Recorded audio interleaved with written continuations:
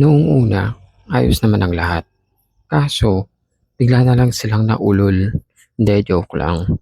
Ito na nga, ang Pictoran Leg 1. So, after 1 year, ngayon lang ako sinipag i-upload. So, pasensya na po sa mga nag-aantay, kahit wala naman talagang nag-aantay. So, ito na nga, ito yung moment na nagwa-warm up ang lahat. Dito ko na rin na-experience na medyo matagal pala ang warm up. So what I mean, ang pa-zumba ng Smoke 10 bago mag-start ang race kasi napaaga kami masyado ng dating dyan.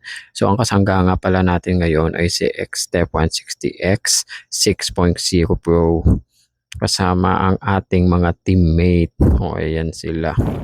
So finally, mag-i-start na tayo. And then, after few minutes, ayun na nga, natapos na tayo. Ito nga pala yung event na nag-target ako ng PR. So, naka-PR naman tayo dyan.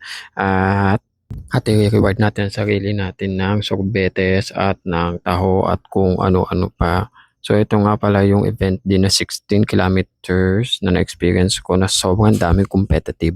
Hindi ko in-expect na ganun karami yung umattend na malalakas kasi I was expecting nung first na nasa around 20 to 30 ang ranking pero ended up na yun.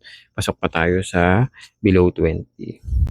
So itong moment na to naghahanap na tayo ng mapapakinabangan natin sa mga booth.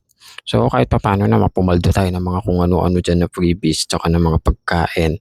At syempre thank you kay RD at sa mga ating kadukot center. Ang lalakas na ng mga yan. So yun 'di ba halos iisa lang din naman kami na pagmumukha pero hindi pa kami nagsama-sama sa iisang picture. O ayan. So itong Pictoran Leg 1, masaya naman tsaka maganda and as usual very organized. Smart picking din ng color ng kanilang motif nung 2025 kasi naka-attract talaga ng maraming runners to. Based lang sa observation ko, no? Tapos, after nga ng aming wash up o magpalit ng damit, nagaya nga si mami na bumalik sa event area kasi sobrang daming photographer.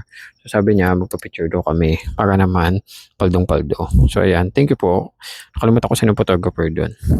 Ito, breakfast na tayo sa Sitters Best. Hindi naman halatang gutom na gutom sila, no? Yun lang, thank you.